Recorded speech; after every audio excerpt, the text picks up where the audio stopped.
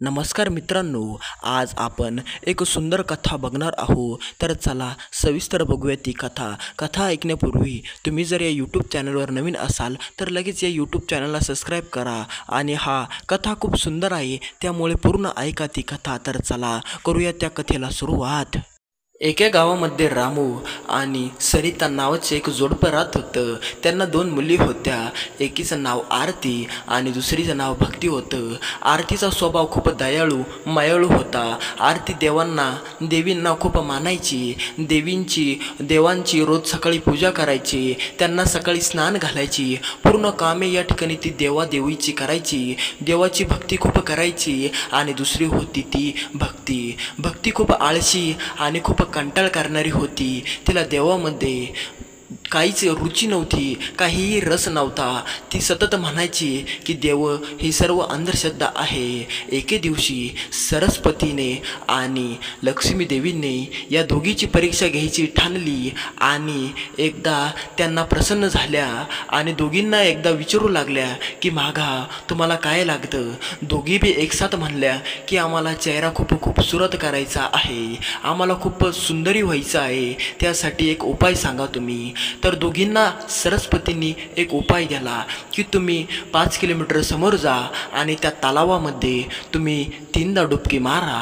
हे ऐकताच दोघी निघायला लागल्या त्या रस्त्यानं जाता जाता आरतीला एक म्हातारी बाई भेटली. आणि ती म्हातारी बाई म्हणाली त्या आरतीला की आरती, माझ्या या पायामध्ये एक काटा टोचलेला आहे आणि तो काटा मला दिसेना झालेला आहे. तू एवढा काटा मला काढून देते का. तर तेवढ्यात आरती म्हणाली, हो आजी, मी तुमचा काटा काढून देते. आणि आरतीने तो काटा काढून त्या आईच्या पायावर तेल लावले आणि ती समोर गेली. आणि त्याच जागी भक्ती पण होती. ही भक्ती चालत गेली आणि आरती तिला त्या दिवशी तीच जी आई आहे का, ती आईच त्या भक्तीला मिळाली. आणि ती आईच म्हणाली, भक्ती, माझ्या या पायामध्ये काटा घुसला आहे, तू एवढा काढून देते का. तो काटा मला दिसेनासा झालेला आहे, तो काटा तुला चांगला दिसेल आणि तू काढून पण देशील. पण तेवढ्यात भक्ती म्हणाली, मला खूप सुंदर व्हायचं आहे आणि मी त्या मार्गाला पण चाललेली आहे. तू मधी माझ्या याच्यामध्ये टांग अडू नको. तू तुझा काटा निघत असला तर काढ, नाहीतर तशीच झोप किंवा मरून जाय. अशी म्हणून ती पुढे गेली. आता आरती पण पुढे चाललेली होती आणि ही पण पुढे चाललेली होती. आता तलावाजवळ त्या दोघी आलेल्या होत्या. त्याच तलावामध्ये एक मासा तडपडत होता. त्या कडीला तो मासा तडपडत होता. तो मासा त्या आरतीला म्हणाला, आरती, मी खूप तडपड करतोय, मला या पाण्यामध्ये लोट ना.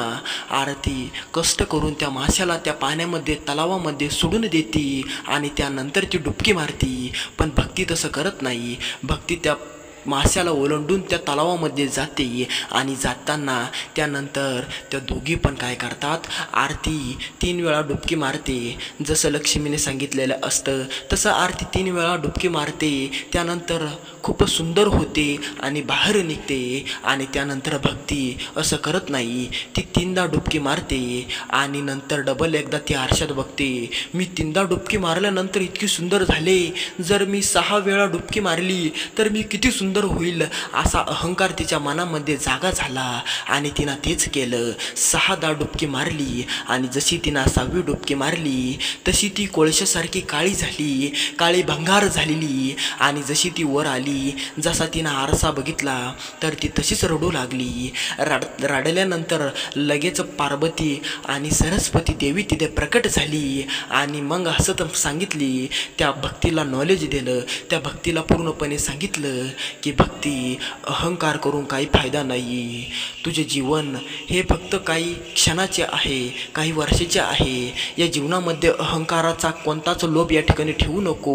अहंकार खूप माणसाला नष्ट करतो. तेवढ्यात भक्ती रडून म्हणाली, आता देवी, मी हा अहंकार सोडून देते. आता मी पण देवादेवीची पूजा करते आणि माझ्यातला अहंकार सोडून देते, माझा अहंकार त्यागून देते.